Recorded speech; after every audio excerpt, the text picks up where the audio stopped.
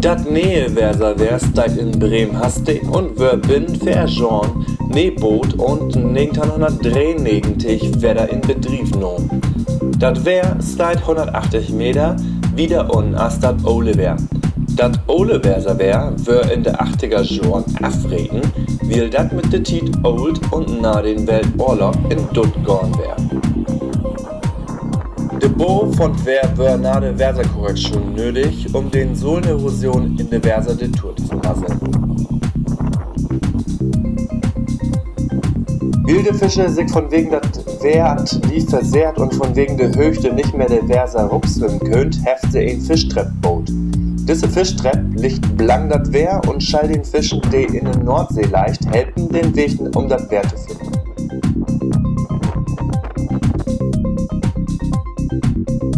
Der große Binnenschäpslüs ist 225 Meter lang und dort können 2 Binnenschäptubliche Tiefesslüs waren.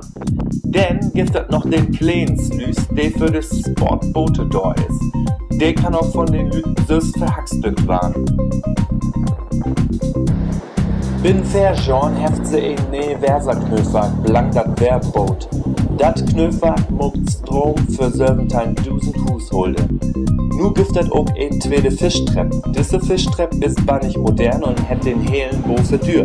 Das gibt sogar Suchanlagen, die den Fischen den Weg in die Treppe wiest.